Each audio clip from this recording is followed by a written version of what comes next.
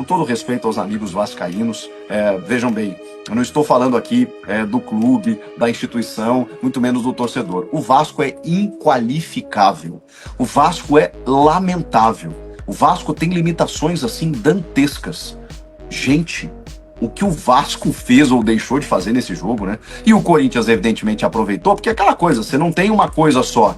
Você tem um time que não existe como time, que é o Vasco, e você tem um time que voltou a existir, né? Que é o Corinthians, que é um time que, olha, Yuri, Alberto e Memphis Depay nem estavam em campo, porque se tivessem era papo de 5 só no primeiro tempo. Gente, o que o Corinthians conseguiu fazer, mas assim, trocando passes, com extrema liberdade, o Vasco dava extrema liberdade e o Corinthians aproveitou.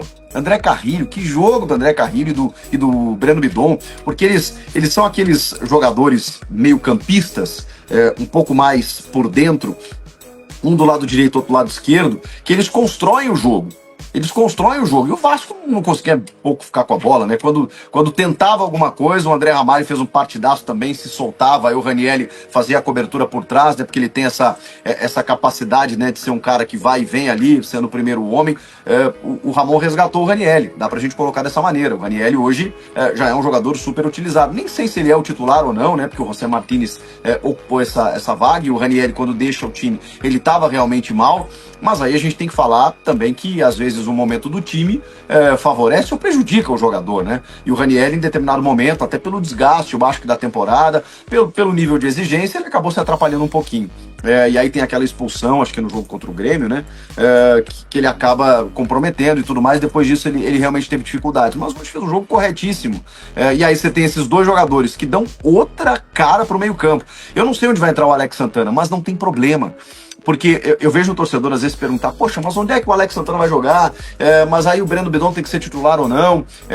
Poxa, o Thales hoje jogou bem, mas tem o Yuri e o Memphis. Não interessa, gente. É para isso que tem elenco. É para isso que hoje, numa ausência do Memphis e do Yuri, você tem um ataque como o Thales e o Romero, que em determinado momento foi um ataque titular. Hoje é um ataque reserva. E que entra num time ajustado e lindo, lindo. Você tem que fazer correções pro ano que vem? Tem que fazer alguns ajustes. Mas assim, dá para dizer que hoje o Bidu não é lateral titular do Corinthians, merecidamente? Não posso dizer isso. O mesmo vale para o Mateuzinho. Hoje a dupla de zaga foi o André Ramalho e o Gustavo Henrique. O Gustavo Henrique amargou a reserva durante toda a temporada. E o Félix Torres, que acho que nem joga esse ano mais, né, por conta da lesão que teve. Será que é o Félix Torres que merecia titularidade? Será que é o Kaká, que em determinado momento do ano foi muito bem, foi importante, foi útil? Mas, poxa, hoje deu gosto de ver, cara. O André Ramalho e o Gustavo Henrique, qualidade de jogo. Eles são mais lentos, você não pode se expor tanto contra determinadas equipes, isso é fato. Mas hoje o time joga tão encaixado, né, de uma forma tão encaixada, que até esses dois, cara, deu certo. O André é titularíssimo, né? Mas o Gustavo Henrique ali, eu ficava me perguntando, poxa, são dois jogadores mais veteranos, né? Será que você não tem que ter um zagueiro mais ágil? Hoje não precisou.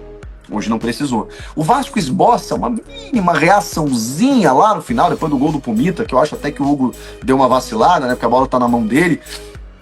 Mas foi só, era a única maneira que o Vasco poderia ameaçar o Corinthians numa aleatoriedade, num chute a média distância, até tentou no primeiro tempo, no final do primeiro tempo, né, uns chutes assim, sabe, sem direção alguma, e aí esse do Pumita acabou entrando e tudo mais, e já tava 3-0, e aí a gente já tava lá se encaminhando pro final, era quase 30 minutos de jogo, né, o gol do Pumita, 31 minutos, até os 30 do segundo tempo, o Ramon não tinha feito nenhuma troca. E aí depois foi rodar o elenco, né? Pedro Raul, Pedro Henrique, Coronado, que entrou muito mal. Eu gosto do Coronado, mas ele entrou muito mal, entrou meio, desligado do jogo. E aí a gente pode ver até por alguns minutos o Garro e o Coronado, que é o que a galera cobra, né? Esse era o jogo que dava pra você botar no segundo tempo, por alguns minutos, e aí depois o Ramon tirou o Garro para que ele fosse ovacionado pela torcida pelo jogo que fez, para a entrada do Charles, para dar uma cobertura maior ali no meio campo, só para dar uma seguradinha, na verdade. O Garro, cara, na ausência do Yuri e do Memphis, ele pensou o quê? eu vou fazer meus golzinhos, eu fico dando gol pra esses caras aí hoje que eles não estão, eu vou aproveitar. Mas o Thales e o Romero, que foram os atacantes, eles tiveram uma participação muito boa, cara, de verdade. Porque você não tem ali um atacante fixo, e embora eles não tivessem marcado num jogo que terminou 3-1, poderia ter terminado 3-0, poderia ter terminado 5-0, na verdade, pelo que jogou o Corinthians, pelos gols perdidos.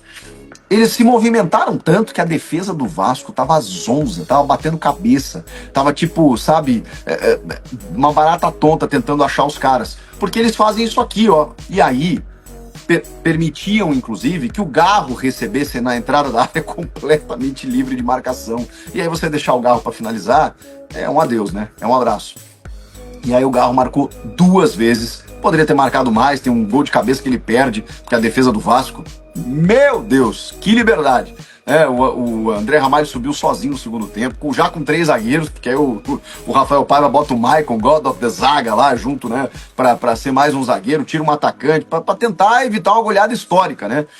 E conseguiu muito mais porque o Corinthians deu uma baixada no ritmo do que por qualquer outra coisa, porque o Corinthians perdeu uns golzinhos ainda no segundo tempo. Mas aí o Galo perde um gol, o Romero no primeiro minuto tenta um voleio, a defesa do Vasco, gente, e o Corinthians aproveitou.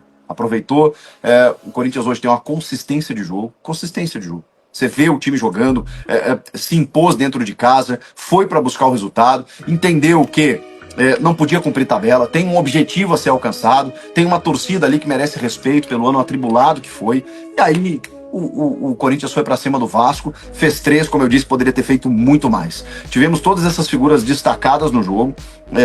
Cara, acho que todo mundo jogou bem, assim, não vi ninguém destoar, assim, mesmo que, repito, o Thales e o Romero, em algum momento, poxa, não fizeram gols e tal, eles se movimentaram, foi muito interessante ver o modelo tático do jogo. Aí, no segundo tempo, como eu falei aqui, o Coronado não entrou muito bem, o Pedro Henrique tentou ser fominha em alguns lances, o Pedro Raul, cara, entrou brigando, né? Não vou dizer que ele entrou bem aqui, né? Porque ele não fez gol, não participou, não finalizou muito bem, mas em vários momentos eu via alguns jogadores do Corinthians pegar a bola e falei, caramba, os caras não vão tocar pro Pedro Raul mesmo. E se você tira o gol do Pedro Raul, pouco sobra. Mas ele brigou, ele deu carrinho, ele voltou para buscar esse jogo, o que mostra pelo menos o envolvimento, né? Nessa reta final aí o Ramon tá dizendo, cara, a gente não sabe quem vai ficar, quem não vai ficar. Vai lá, faz teu nome, né? Tenta mostrar um pouco do que você sabe pra torcida. Foi dessa maneira que ele encontrou ali pra rodar o elenco na reta final. Mas que loucura, né, cara? A gente tá falando de uma sequência de 6 vitórias. E antes dessa sequência, o Corinthians tinha 6 vitórias no campeonato. O Corinthians tinha 6 em 29 e agora tem 12. Tem 12 vitórias no campeonato. Essas 6 agora, conquistadas agora. E olha, não foi só batendo em cachorro morto não, tá? No meio disso tudo tem o Inter, a vitória contra o Inter escapou, poderia ser mais uma, mas tem o derby, tem o Vitória fora, olha o Vitória, gente. O Vitória numa ascensão espantosa aí, complicou a vida do Botafogo ontem, inclusive, o Corinthians venceu lá. O Atlético Paranaense, que tomou um empate do Bahia agora nos minutinhos finais, inclusive complicou, porque o Corinthians estava sendo o 8º colocado e aí caiu para 9º justamente pelo empate do Bahia. Mas tudo bem, tem campeonato ainda, tem 3 jogos ainda pra gente entender onde o Corinthians vai ficar. Mas esse Atlético Paranaense, que também esboçou uma recuperação, tomou 5 no Corinthians. Então nessa sequência, beleza, tem Cuiabá. Nessa sequência de 6 vitórias seguidas, cara, tem alguns resultados simbólicos, emblemáticos, importantes. E é por isso que o Corinthians hoje ocupa a 9ª colocação, mas com pontuação de 7º. São 47 pontos, 9º colocado com pontuação de 7º. Isso significa o quê? Quem é esse 7º? É o Cruzeiro, com um jogo a menos, com o Grêmio, na verdade, na quarta-feira, que é um jogo dessa rodada. Como é que vai estar esse Cruzeiro? Não sei, o Grêmio também não está inspirando confiança nenhuma, mas o Cruzeiro menos, porque o Cruzeiro foi amassado pelo Racing, né? Quem assistiu o jogo sabe. Não está ganhando de ninguém, vai estar, digamos assim, indignado, reagindo, querendo voltar para o campeonato na quarta-feira e aí, sei lá, chegar a 50 pontos, porque na 6ª colocação ninguém mais chega. Deu um gap ali de 12 pontos, 13 pontos do 6º para o 7º. Então, não adianta, a briga é pelo 7º colocado. E hoje o campeonato mostra um G7 para Libertadores. Então, se você chegar na 7ª colocação, você vai para Libertadores. Só que assim, tem 3 times com a mesma pontuação do 7º colocado, que é Cruzeiro, Bahia e Corinthians. Pelos critérios, o Corinthians é o 9º campeonato. Então assim, o Corinthians, falando especificamente sobre o Corinthians, ele tá melhor. Se ele mantiver esse ritmo, essa estrutura, hoje nem tinha o Memphis e o Yuri, cara.